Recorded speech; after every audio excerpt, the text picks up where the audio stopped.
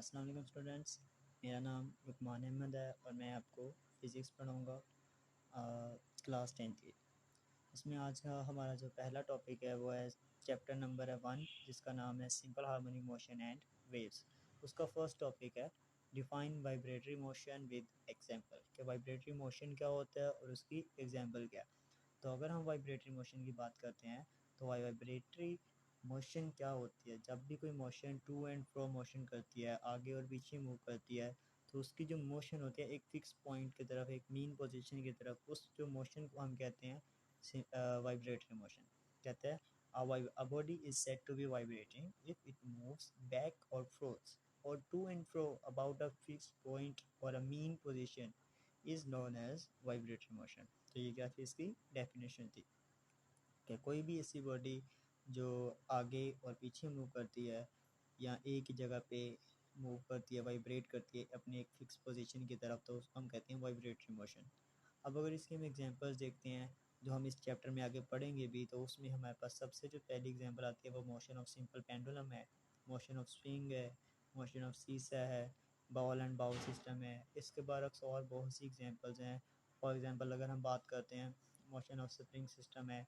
अगर हम ये बात करते हैं किसी भी चीज़ की जो मोशन है वो अगर आपकी टू एंड फ्रो मोशन है तो वो आपकी कौन सी मोशन होगी? Simple vibratory motion. देन हम आगे मूव करते हैं तो नेक्स्ट हमारे पास आता है सिंपल हार्मोनिक मोशन क्या होता है और उसकी करेक्टरिस्टिक्स क्या होती हैं।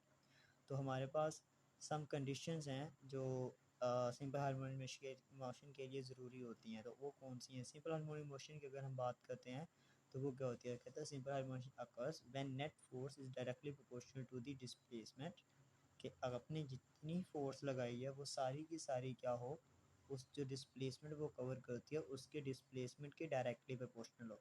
कहाँ से? फ्रॉम मीन पोजीशन, उसकी जो मीन पोजीशन है वहाँ से लेके वो जितनी आप उसके ऊपर फोर्स लगाओगे वो उतना डिस्प्लेसमेंट कवर करना चाहिए। And is always directed towards the mean position, और वो हर वक्त आप जब उससे छोड़ोगे तो वो अपनी मीन पोजीशन की तरफ वापस मूव करना चाहिए। इस तरह की जो मोशन होगी वो क्या होगी? Simple harmonic motion. अब इसकी कुछ कंडीशंस हैं तो हम उनको देख लेते हैं। तो कहते हैं acceleration of a body must be directly proportional to displacement from the mean position, कि जो एक्सेलरेशन है वो हमेशा डायरेक्टली प्रोपोर्शनल होना चाहिए किससे? डिस्प्लेसमेंट के। कहाँ से कहाँ तक? मीन पोजीशन से। मीन पोजीशन से जितना भी एक्सेलरेशन होगा वो डिस्प्लेसमेंट के डायरेक्टली प्रोपोर्शनल होना चाहिए।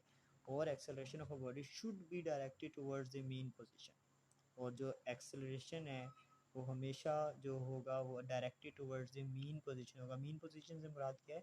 कि जो एक्सेलरेशन है और डिस्प्लेसमेंट इन दोनों की अपोजिट डायरेक्शन होगी।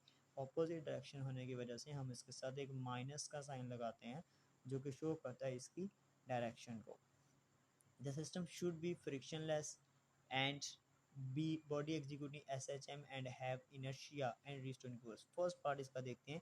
कहता है the system should be frictionless, उसके अंदर कोई फ्रिक्शन नहीं होनी चाहिए, कोई भी फ्रिक्शन यानी कोई रेजिस्टेंस ना हो उसके अंदर। And body executing SHM and have inertia and restoring force, और उसका कुछ इनर्शिया भी होना चाहिए और वो उसकी रिस्टोरिंग फोर्स भी होनी चाहिए। ये कुछ कंडीशंस हैं। अगर कोई बॉडी ये कंडीशंस फुलफिल करती है तो वो सिंपल हार्मोनिक मोशन के को ओबे करती है, अदरवाइज वो नहीं ओबे करती।